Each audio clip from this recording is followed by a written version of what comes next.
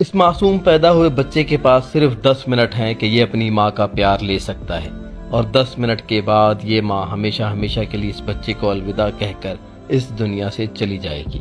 اصل میں ڈاکٹرز کے پاس صرف ایک ہی راستہ تھا، یا تو اس ماں کو بچایا جا سکتا تھا یا پھر اس بیچارے بچے کو بچایا جا سکتا تھا۔ اب چونکہ یہ ماں تھی اور ماں نے کئی سالوں سے اس بچے کا انتظار کیا تھا، کیونکہ اس کے ہاں بچہ نہیں پیدا ہو رہا تھا، تو کئی سالوں کے بعد جب اسے بچہ پیدا ہوا تو جب ان کو بتلایا گیا کہ یا تو آپ کی جان خطرے میں ہے یا پھر اس بچے کی جان خطرے میں ہے، تو بتائیے کہ ہم کس کی جان کو بچائیں۔ اب بھلا ماں اپنے بچے کی قربانی کیسے دے سکتی تھی؟ ماں یہ کیسے کہہ سکتی تھی کہ مجھے بچا لیا جائے اور میرے بچے کو بھلے مرنے دیا جائے؟ ڈاکٹرز 6-7 گھنٹے اپنی بھرپور کوشش کرتے رہے کہ ماں اور بیٹے دونوں کو بچایا جا سکے، لیکن اب قدرت کا ایسا کرنا تھا کہ اس ماں کو اپنے بچے سے جدا ہونا تھا۔ اس بچے کے نصیب میں یہ لکھا تھا کہ جب یہ پیدا ہوگا تو اس کی ماں اسے چھوڑ کر چلی جائے گی۔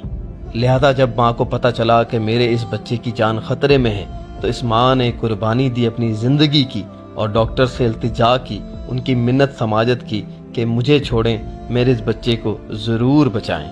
کیونکہ میں نے اپنے اس اولاد کے لیے، اس بچے کے لیے 11 سال انتظار کیا ہے، اور 11 سال بعد مجھے یہ بچہ نصیب ہوا ہے۔ اب جب قربانی کی بات ہے تو میں اپنے بچے کو قربان ہونے نہیں دوں گی، میں اپنے اس لخت جگر کے لیے اپنی زندگی کی قربانی دوں گی۔ میری خوشی بس اسی میں ہے کہ یہ زندہ رہے اور یہ بڑا ہو کر مجھے یاد کرے۔ یوں پھر ڈاکٹرز نے اس بچے کی جان بچائی، اس بچے کو ماں کے قریب کیا، اور ماں اور بچہ خوب ایک دوسرے سے پیار کرتے رہے اور روتے رہے۔ ماں بھی رو رہی تھی، بچہ بھی رو رہا تھا، اور یہ ماں اپنے اس بچے کو زندگی دے کر خود ہمیشہ ہمیشہ کے لیے قبر میں جا کر سو گئی۔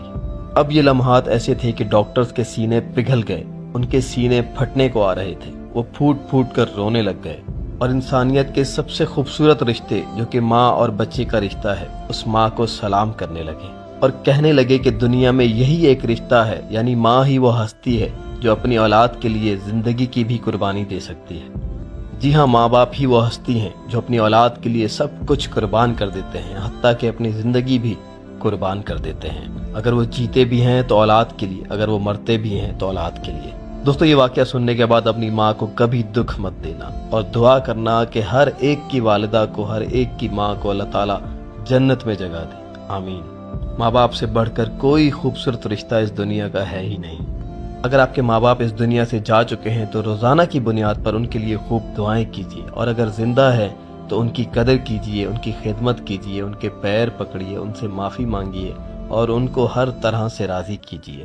ماں باپ کی رضا میں ہی اللہ کی رضا ہے، اور اس خوبصورت پیغام کو دوسروں کے ساتھ ضرور شیئر کیجیے۔